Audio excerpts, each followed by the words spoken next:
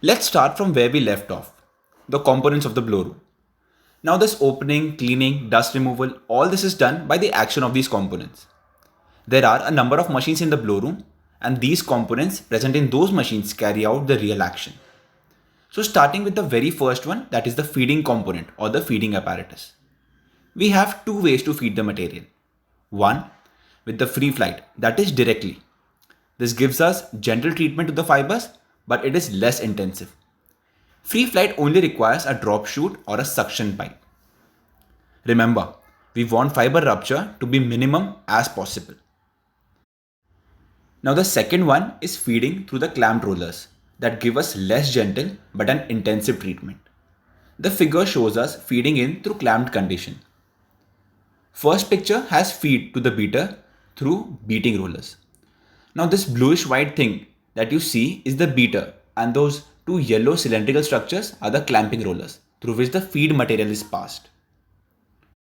These are distinguished as two clamping cylinder rollers, one feed roller and a table as in the picture 2 and one feed roller and a pedal in the picture 3.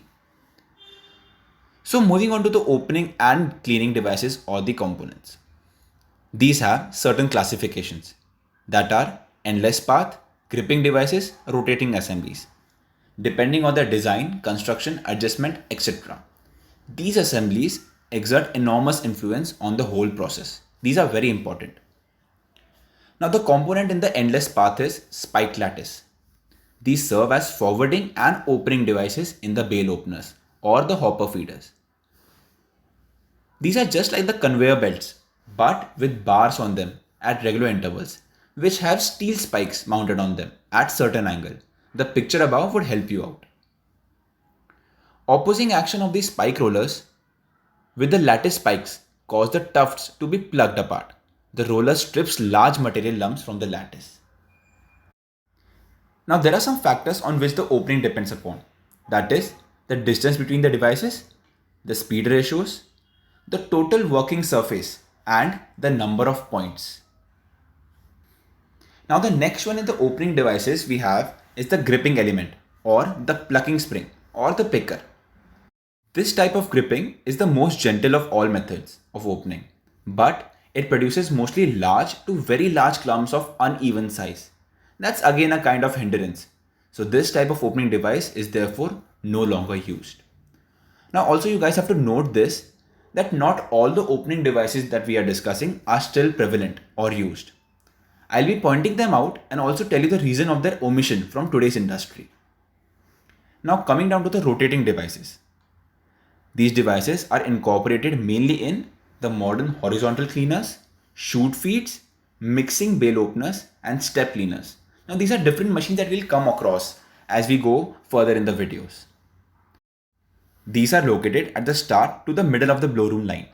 Let's discuss their roles. Now spiked roller is present at the very start of the blowroom.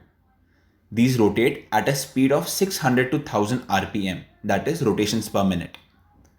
Drums with teeth and small blades or spikes. Now these have large diameters of 600 mm, mark the unit, that is mm, and more speed of rotation varying from 400 to 800 rpm. The next is rollers with tooth discs. Now these rotate in one direction only and you will find these in the middle of the blowroom line except in the bale openers which are at the start. Now sawtooth rollers. These are used at the end of the line and they eliminate even the smallest particle. Rotation speed lies between 600 to 1000 rpm.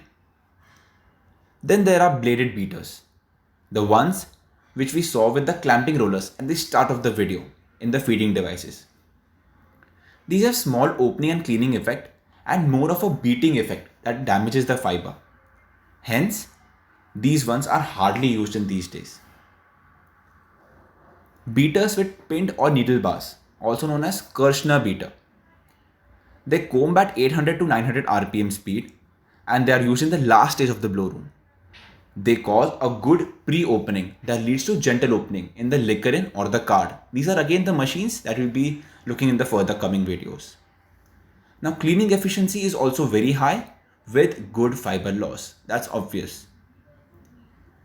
Coming to the last component that we'll be discussing today, Grids.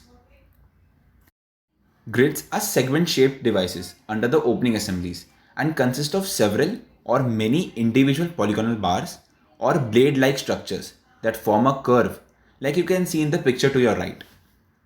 Grid consists of mainly individual polygonal bars or blades. It encircles at least 1/4 to 3/4 of the circumference of the opening assembly. The picture might help you. Now, what are the elements?